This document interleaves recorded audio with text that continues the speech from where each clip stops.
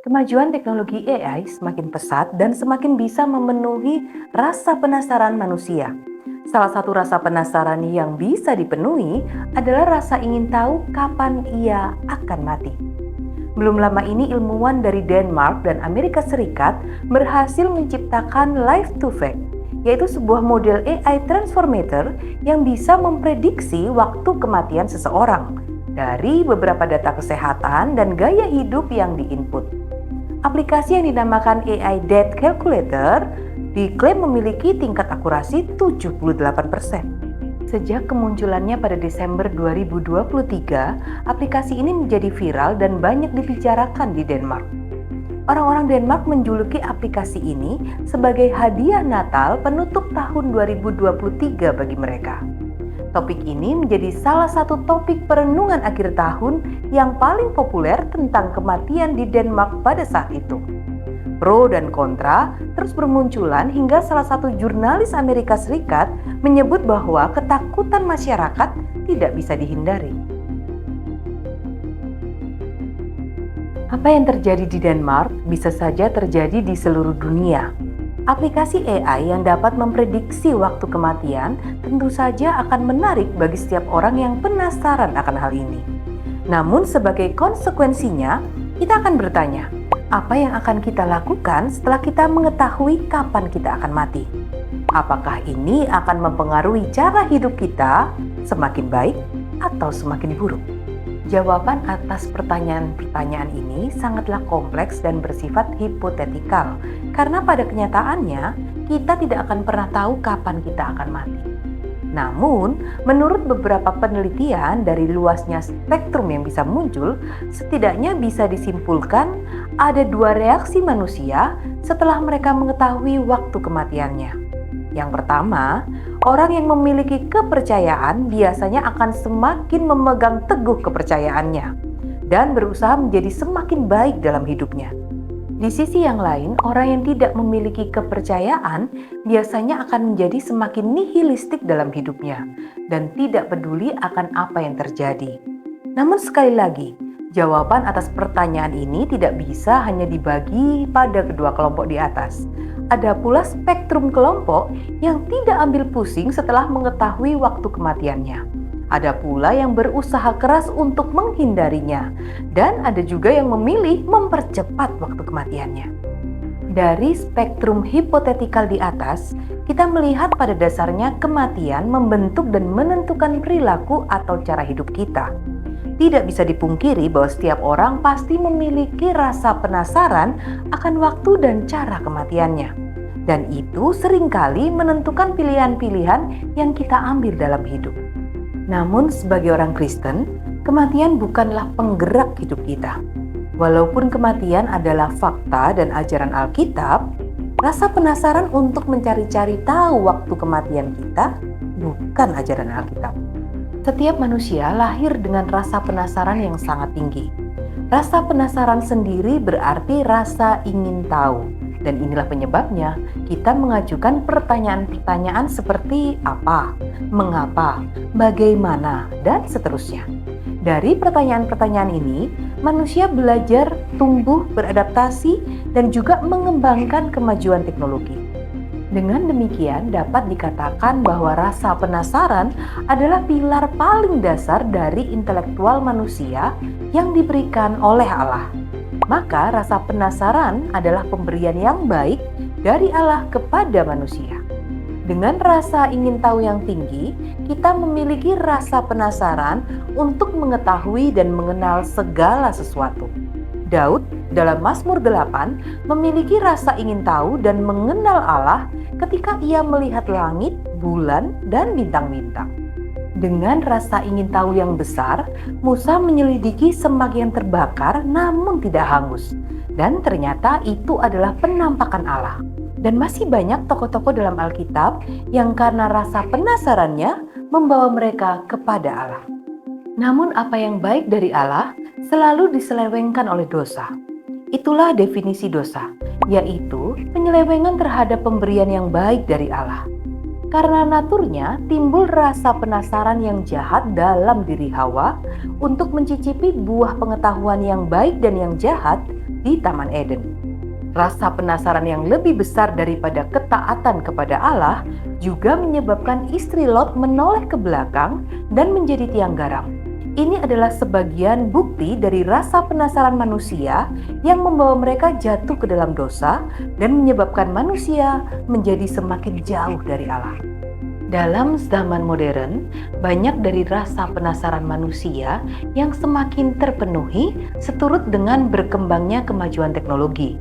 Dalam bidang ilmu pengetahuan alam, rasa penasaran manusia dengan benda-benda langit terjawab setelah adanya penemuan roket dan pendaratan manusia pertama di bulan. Dalam bidang transportasi, rasa penasaran manusia dengan burung-burung yang berterbangan terpenuhi setelah manusia mampu membuat pesawat terbang.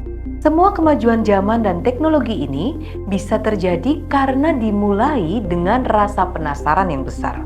Namun sekali lagi, rasa penasaran manusia yang berdosa selalu akan menyelewengkan pemberian Allah yang baik, termasuk penemuan kecerdasan buatan yang dapat memprediksi waktu kematian seseorang. Ajaran Alkitab tentang kematian. Kematian adalah salah satu misteri terbesar dan sangat membuat manusia penasaran.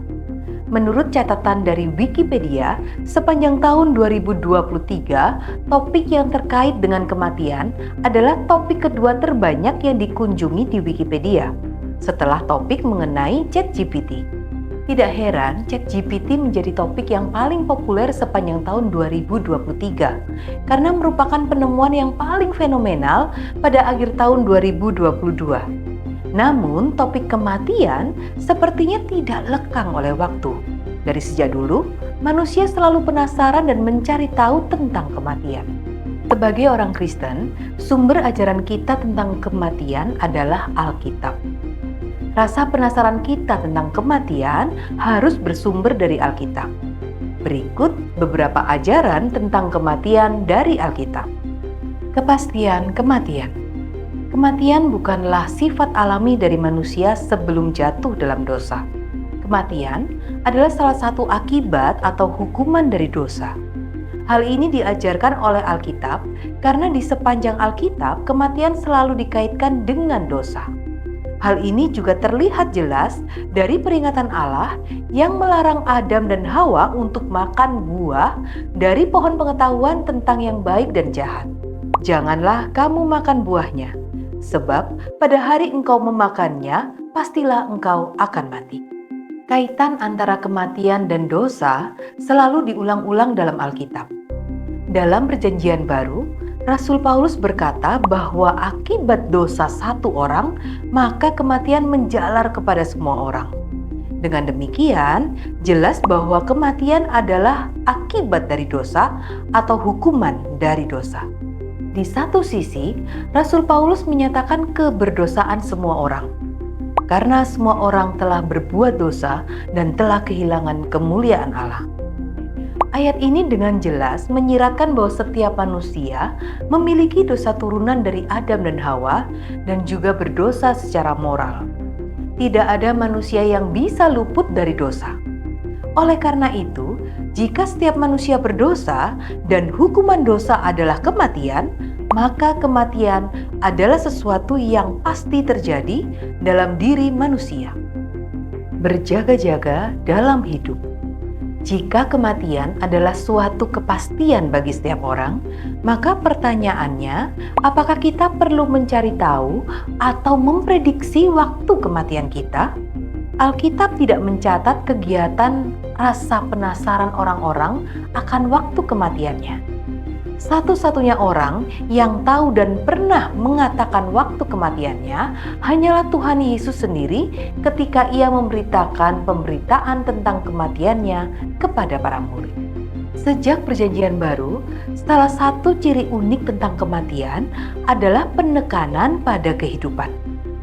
Ini disebabkan karena di dalam Tuhan Yesus, maut atau kematian telah dikalahkan.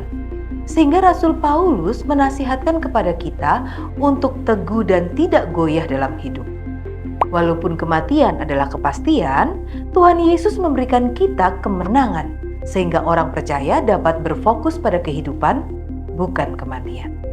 Nasihat Rasul Paulus yang meminta kita untuk tetap teguh dan tidak goyah dalam hidup bernada sama dengan nasihat Tuhan Yesus yang meminta setiap orang percaya berjaga-jaga dalam menantikan kedatangannya yang kedua kalinya, atau eskatologi kosmik.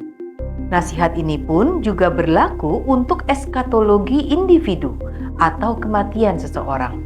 Nasihat berjaga-jaga menyiratkan kepada kita bahwa sambil menyadari dan mengingat akan kepastian kematian, fokus kita bukanlah kematian, melainkan pada kehidupan yang berkenan kepada Allah.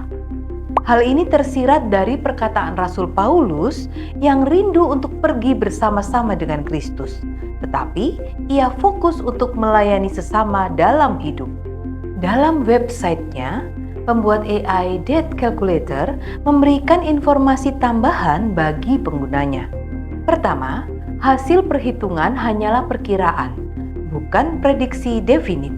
Kedua, aplikasi ini dirancang sebagai sumber berharga untuk meningkatkan kesadaran akan kehidupan yang sehat dan mendorong penggunanya untuk membuat keputusan-keputusan yang sehat. Ketiga, pengguna jangan terlalu stres dengan hasil perhitungan, melainkan fokus pada kehidupan yang sehat untuk saat ini. Jelas bahwa AI Death Calculator bukan untuk membuat kita berfokus pada kematian, melainkan pada kehidupan yang sehat. Walaupun aplikasi yang dibuat merupakan kontroversi, tetapi dengan hikmat yang sehat, kita dapat menggunakannya untuk hal yang baik. Hal senada juga merupakan ajaran dari firman Tuhan yang mengajak kita untuk berfokus pada kehidupan dengan berjaga-jaga, bukan pada kematian. Kita tidak perlu memiliki rasa penasaran berlebihan terhadap waktu kematian. Karena kematian adalah gong pengingat akan keberdosaan dan kefanaan kita. Tetapi kita bisa mengalihkan rasa penasaran kita untuk lebih mengenal dan hidup berkenan kepada Allah. Karena kehidupan adalah anugerah dan kesempatan yang Ia berikan kepada kita. Ingin tahu lebih banyak tentang Worldview? Tunggu video kami selanjutnya.